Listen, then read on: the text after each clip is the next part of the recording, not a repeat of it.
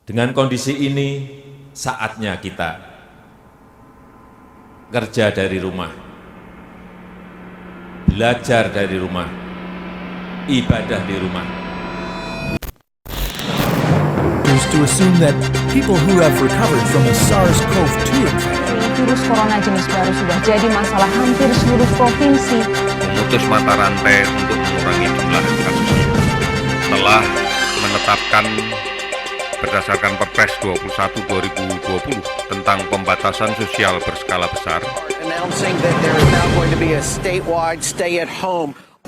When the oceans rise and thunders roar, I will soar with you above the storm. Father, you are king over the flood. I will be still, know you are God. Shalom, kembali bersama saya di Stay at Home with God, di mana di setiap rumah ada kehadiran Tuhan. Saudara, situasi sekarang ini ya terus-menerus hari demi hari kita hadapi mungkin situasi yang sama karena orang berkata ini kapan akan berakhir tentang COVID-19. Nah, tentu ini juga menjadi bagian dalam hidup kita apa yang harus kita hadapi. Tapi satu hal, kita akan tetap belajar kepada kebenaran firman Tuhan sampai sungguh-sungguh kebenaran itu yang akan memerdekakan kita. Kita dipenjara oleh ketakutan, kita dipenjara oleh khawatir, cemas, dan lain sebagainya. Nah, kita mau belajar dari firman Tuhan. Pada waktu Musa keluar dari tanah Mesir dan membawa orang Israel untuk menduduki tanah Kanaan, dan Musa mempunyai strategi untuk berperang. Jadi ketika dia belum menduduki tanah Kanaan, dia mengirimkan 12 orang pengintai untuk mengintai tanah Kanaan. Di antara yang ke-12 itu ada Joshua dan Kaleb.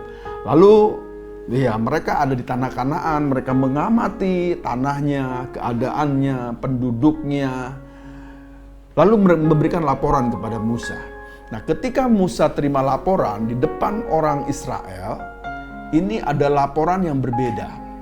Yang 10 orang memberikan laporan yang justru ketika mereka melaporkan itu membuat gentar orang Israel. Yang 10 orang berkata, ya memang tanahnya subur, susu dan madunya melimpah. Tapi kita tidak akan pernah bisa memasuki tanah Kanaan. Mungkin kita akan ditelan habis oleh orang-orang Kanaan karena mereka tinggi besar seperti raksasa. Hanya terjadi kegoncangan. Ada ketidakpercayaan orang Israel kepada Musa. Akhirnya saudara, pada waktu itu terjadi kericuhan. Nah, Joshua dan Kaleb itu memberikan laporan yang berbeda. Karena Joshua dan Kaleb, mereka orang-orang yang terdidik dengan iman ketika mereka mengikuti Musa. Lalu Joshua dan Kaleb, kita akan baca di dalam Bilangan pasal 14 ayat 8 dan 9. Di situ dikatakan, jika Tuhan berkenan kepada kita, maka Ia akan membawa kita masuk ke negeri itu dan akan memberikannya kepada kita, suatu negeri yang berlimpah-limpah susu dan madunya. Hanya janganlah memberontak kepada Tuhan dan janganlah takut kepada bangsa negeri itu, sebab mereka akan kita telan habis. Yang melindungi mereka sudah meninggalkan mereka, sedang Tuhan menyertai kita. Janganlah takut kepada mereka. Saudara, hari ini saya akan sampaikan 3 hal, tapi kalau waktu tidak cukup, kita akan lanjutkan besok. Yang pertama yang akan saya sampaikan, di situ dikatakan janganlah memberontak. Yang pertama di situ dikatakan janganlah memberontak. Saudara, pemberontakan di sini ini bicara tentang sesuatu yang tidak taat kepada Tuhan, sesuatu yang mendukakan hati Tuhan.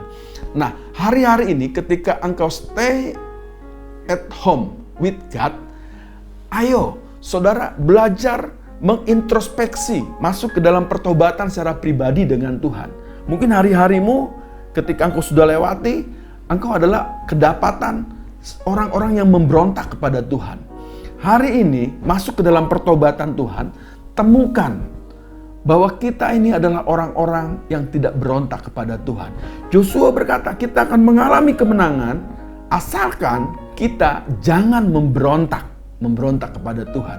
Saya percaya masalah apapun, persoalan apapun, kita akan mengalami kemenangan. Tapi saudara, yang pertama itu dikatakan jangan memberontak. Saya percaya buat hidup saudara, ketika saudara introspeksi di dalam Tuhan, maka Roh Kudus akan bekerja dalam hatimu untuk mengingatkan setiap dosamu, sehingga pemberontakanmu itu akan engkau tinggalkan, engkau akan hidup di dalam rencana Tuhan. Nah, ada 2 poin lagi yang akan kita sampaikan, tapi saya rasa waktunya tidak cukup, tapi besok saya akan sampaikan lagi 2 poin yang berikutnya. Jadi yang pertama, hari ini kita dapat bahwa jangan memberontak. Jangan memberontak. Sekali lagi saya katakan, jangan memberontak. Mari sebagai umat yang dikasihi Tuhan, umat pilihan Tuhan, kita tetap ada di dalam rencana dan kehendak Tuhan sampai kita melihat kemenangan yang Tuhan buat di dalam hidup kita. Terima kasih, Tuhan Yesus memberkati. When the oceans rise and fall.